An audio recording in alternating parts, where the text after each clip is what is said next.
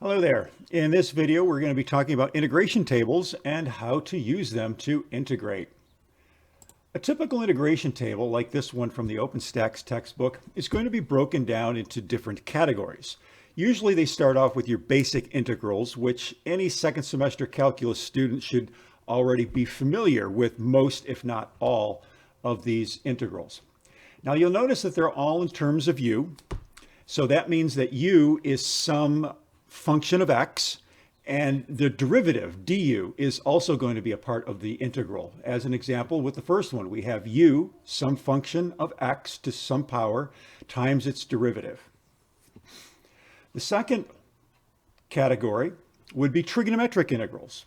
And so we have lots of integral formulas in here which involve different combinations of trigonometric functions.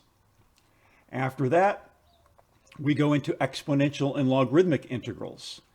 Then there are hyperbolic integrals, inverse trigonometric integrals, integrals involving a squared plus u squared, which you'll recognize from our work with trigonometric substitution, as well as u squared minus a squared, and a squared minus u squared. So many of these forms should look somewhat familiar, but we're going to be working with integral problems that would not be so easy to integrate, if not impossible to integrate, using the techniques that we have already learned. So let's jump in and do the first example. So first of all, we have the integral of x cubed tangent cubed times x to the fourth dx. Well, if we scroll through our trigonometric integrals, because this is clearly a trigonometric function, we're looking for something that is a tangent cubed. Well, here we have the integral of tangent squared u du. That's not going to work. Tangent cubed u du, that might work just fine. And even more generically, we have a tangent to the nu du. And so I'm going to use the tangent n to the u du problem. And so the first thing I want to do is I want to write that down. So the tangent, the formula here, is going to be the integral. Oop, gotta get my pen back. Is going to be the integral of the tangent to the nu du, and that's going to be equal to 1 over n minus 1 times the tangent of n minus 1 u minus the integral of the tangent to the n minus 2 u du. Now you may also recognize this from our work with reduction formulas.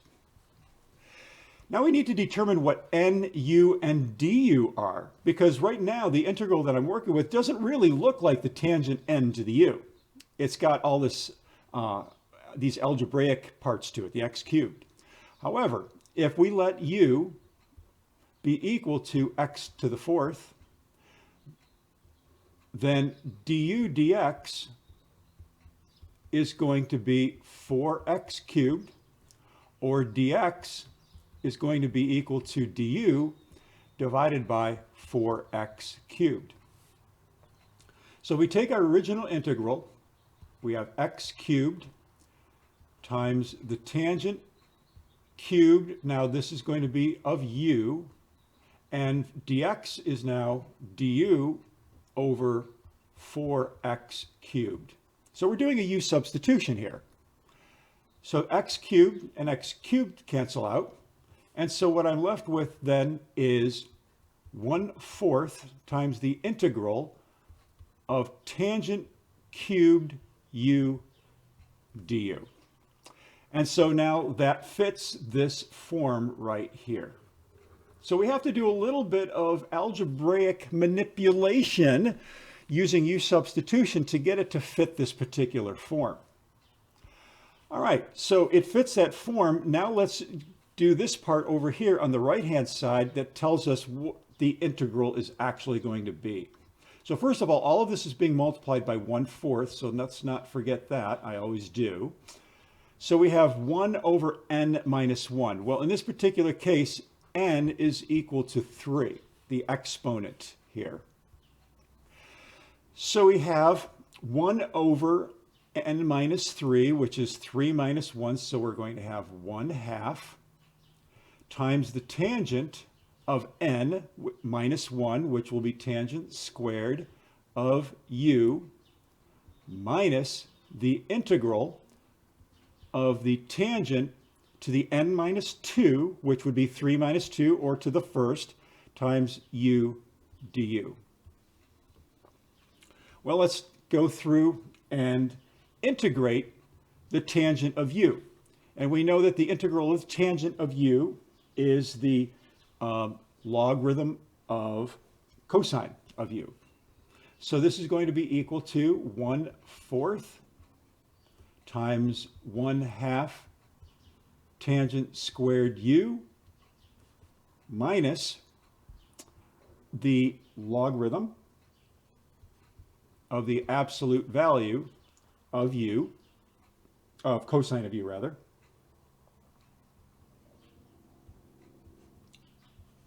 plus c. The only thing left to do then is to replace the u with x, which I'll try to squeeze in over here. So, and multiply through the 1/4. So we will end up with a 1/8 tangent squared of what was my u? My u was x to the 4th minus, I'll put this down here, the logarithm of the absolute value of the cosine of x to the 4th plus c.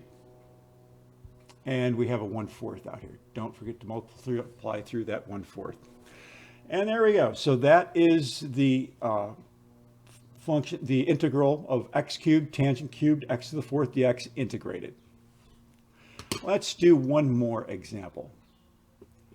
So in this particular example, we notice that we have a radical with an x term to some power plus 4.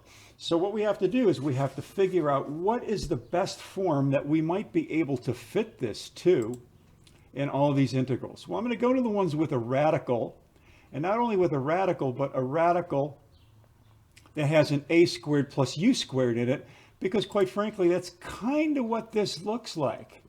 You have an x squared term plus another term.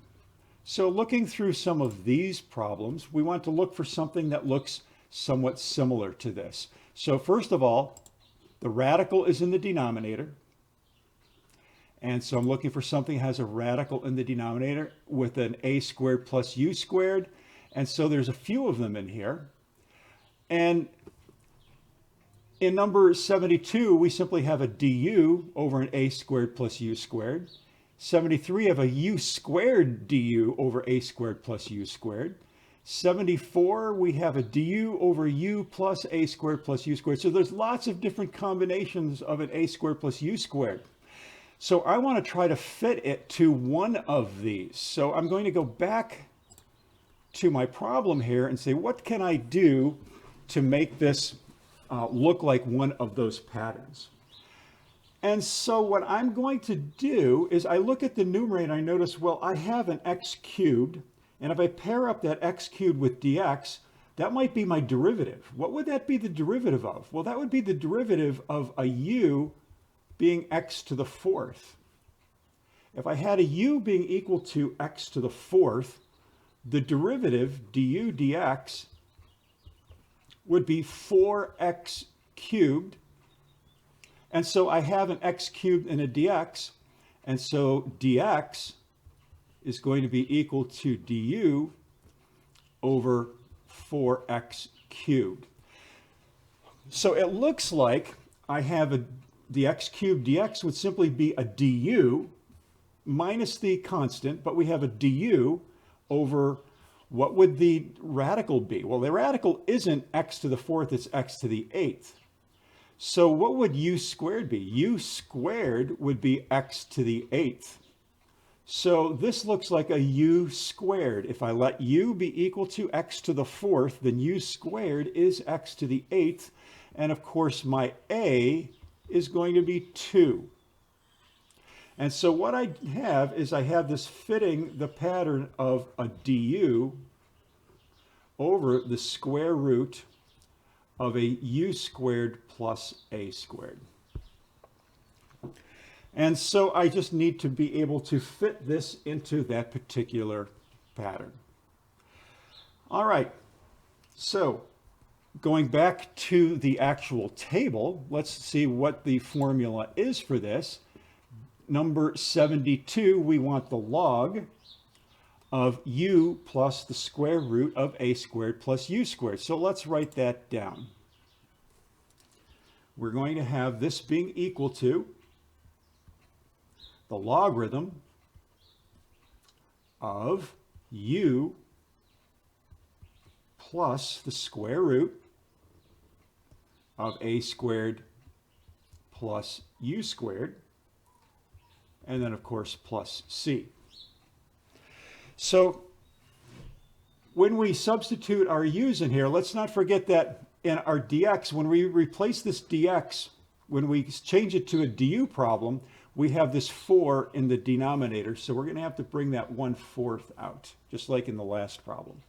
So we're going to have 1/4 times the log of u. Well, what is u? U was x to the 4th. The log of x to the 4th plus the square root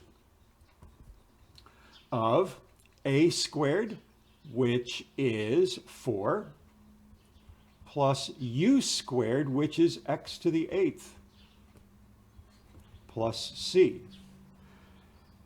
And that would be our problem.